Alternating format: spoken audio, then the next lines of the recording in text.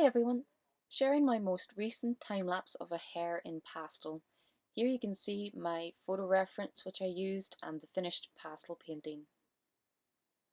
As always, I get started with the background, and I used a great photographer's photo reference, Jeremy Smith. You can see the link for his website in the description below. I used his photo reference for the hare, but I wanted to create a more vibrant background, something like my previous piece, Bathing in Buttercups.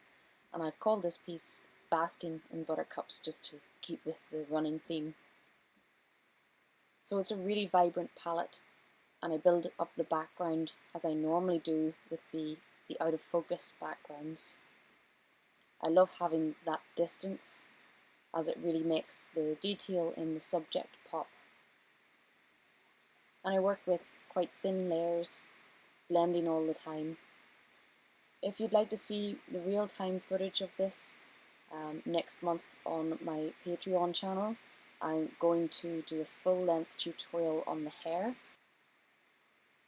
But soon after that, I think I'll do another tutorial just for the background, as I know that's something a lot of artists struggle with. It's certainly something I had to work on a lot at the beginning, and now I really enjoy creating these flowery backgrounds, especially in some of my wildlife pieces. So I work in thin layers, coming up the colours, blending as I go. And when I feel I have enough of the background done, down past the top of the hare, I always like to get a bit of the main subject in so that I can start tweaking the background around the edges of the hare. I like to make everything really contrasted so that the lightest edges of the hare really show up against that bit of background there in front of. So with a lot of tweaking at the edges just to give it that full 3D pop. And I use a lot of different colours throughout the fur of the hare. In my tutorials I'll show you exactly what colours I'm using as I'm using it. It's always a tricky thing with pastel, trying to decide which colours to buy and which colours are useful for painting certain subject matters. So by showing you the colours that I use, hopefully that helps you choose something similar from your own palette, or it makes you see an area of your palette that is lacking that you might need to add to. But over time, I hope that through my tutorials I can teach a little about colour theory by talking about each palette that I choose and why I choose certain colours. In this instance, where I'm changing the background, I want to make sure that I have a lot of the background colours throughout the main subject, the hare itself, and that ties your background and everything in the foreground together. So I talk a lot about colour harmony, and colour choice is so important, so this is something I talk about a lot in my tutorials. But also the physical act of using pastel itself, being able to make use of those smaller pieces of pastel. I do use some pastel pencil, but a lot of the time it's the bigger pastel sticks that give me the most vibrant colour. I'll make a lot of my marks using those sticks and then come back in with the pastel pencils to neaten and tweak my marks. And I'm just starting another small hare project at the moment, this time on pastel mat. I often use a paper called Velour, and it's not the only pastel paper on the market, even though I love it so.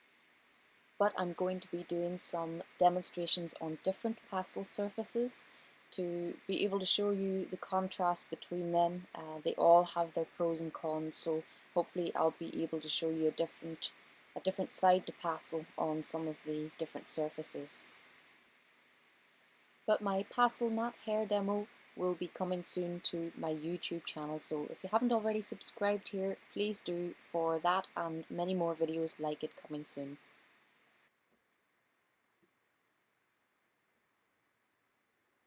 So I continue on the body of the hare, building up the texture of the fur, They have such crazy fur, like I often find the difference between painting domestic dogs and cats and then something like a hare. Their fur is just so much more haphazard, so I have to use very different mark making and be a little looser, try to have the direction of the fur a bit more random, and really pay attention to where the muscular shapes are within the fur, as the flow of the fur really describes the shape of the animal underneath. And I didn't really intend the legs to be much in view.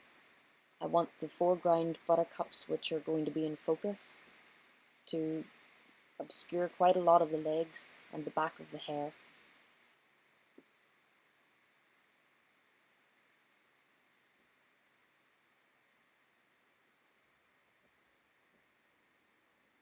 And before I even bother finishing off the hair, I start work at some of the foreground on the right side, bringing in some in-focus buttercups. I don't have to do that many of them crisp and in focus. There's still a lot of blur in between the leaves where you can see buttercups in the distance. So just the occasional one here and there that I really work at making crisp, and usually on the same plane of field as the hair, which is also in focus.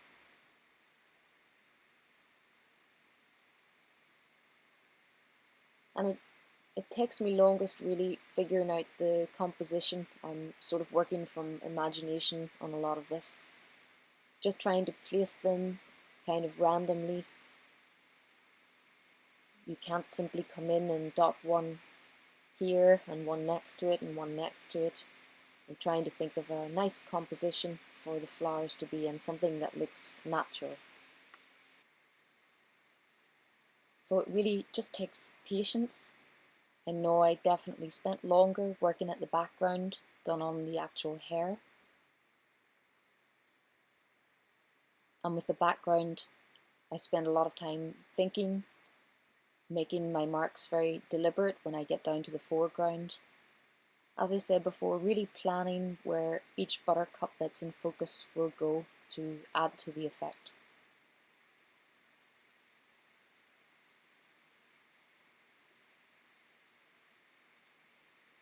And once I get to the extreme foreground here, I can loosen up a little again. I always like to have a little bit of blur in the foreground, just as if our camera has caught that mid-ground where the hair is and nothing else. And now whiskers. Something that is tricky to do, and these ones were disasters for me. It would make an excellent how not to do whiskers tutorial, but I did get there in the end. I will do a very good tutorial on whiskers, how best to do them, learning from experience myself, very soon. So thank you for watching, and if you're interested in any of the longer tutorials, plus a lot more tutorials over on my Patreon channel, please do check out the links in the description below. But lots more coming to YouTube very soon too. Please do subscribe here if you haven't already, and I'll see you next time.